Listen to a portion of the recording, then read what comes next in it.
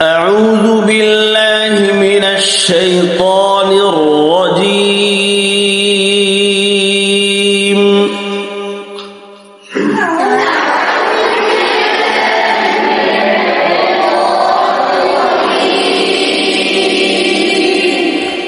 بسم الله الرحمن الرحيم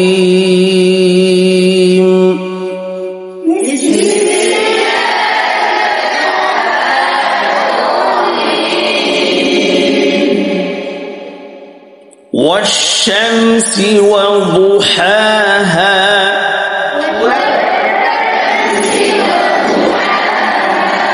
والشمس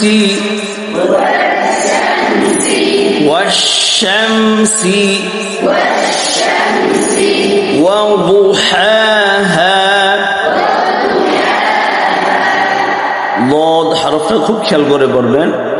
লদ উচ্চারণ করার সময় অনেকেই জিহ্বার আগা দিয়ে উচ্চারণ করে, মোটা করার চেষ্টা করে এইভাবে দু দু বলে মোটা করার চেষ্টা করে, এটা কিন্তু হয় না। লদের মাখরাজ হচ্ছে জিহ্বার গোড়ার কিনারা, তো জিহ্বার গোড়ার কিনারা লাগাইতে হবে।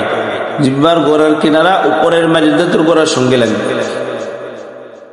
তো এখানে আপনার আদ্রাস যে দাঁতগুলো আছে, আদ্রাসুল উলিয়া, এই কয়টা দাঁতের গোড়ার সাথে লাগবে। এই আক্কেল দাঁত, তারপরে আপনার তোয়াহিন যেটা মারির দাঁত, তারপরে যে হাসি দিলে যে দাঁতগুলো আমাদের বাহির হয়ে যায় না, এই দাঁত আদ্রাসুল উলিয়া দুনো পাশেই লাগানো যাবে। মদ, হ্যাঁ, এক পাশেও লাগাইয়া উচ্চারণ করা যায়,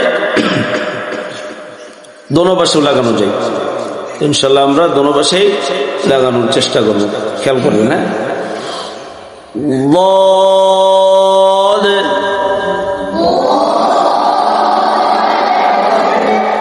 ضحاها والشمس وضحاها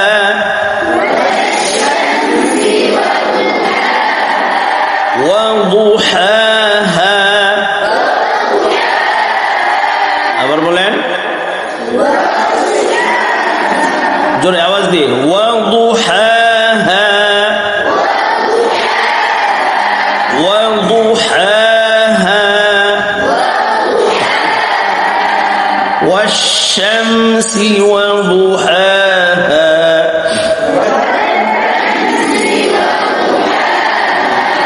والقمر إذا تلاها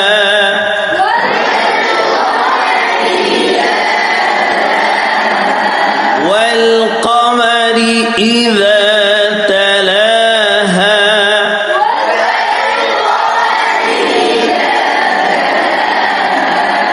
والقمر إذا تلاها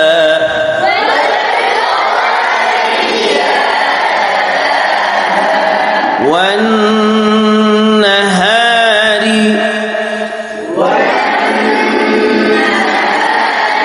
এখানে ওয়াজিব গুন্না আছে। হ্যাঁ, একালিফ পরিমাণ গুন্না করতে হবে। গুন্না করার সময় দুই দাঁতের মাঝখানে ফাঁকা রাখবেন। ওয়ান্নাহারি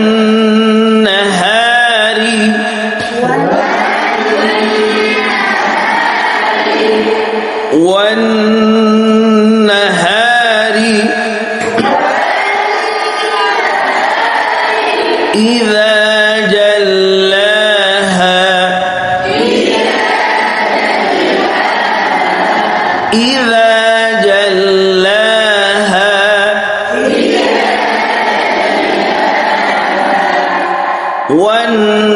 والنهار إذا جلاها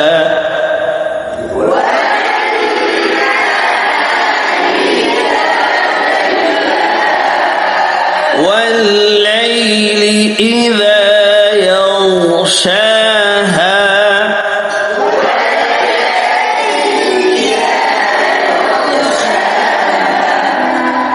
والليل إذا يغشاها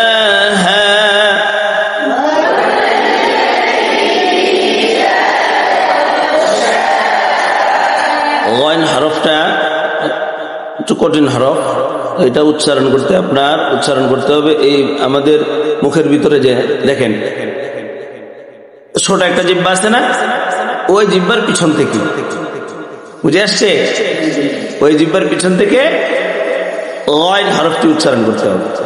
খেয়াল করবেন, হ্যাঁ। ইযা ইয়াগশাহা,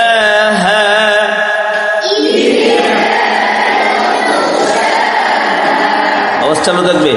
ইয়াগশাহা ওয়াস-সামাই ওয়া মা বানাহা।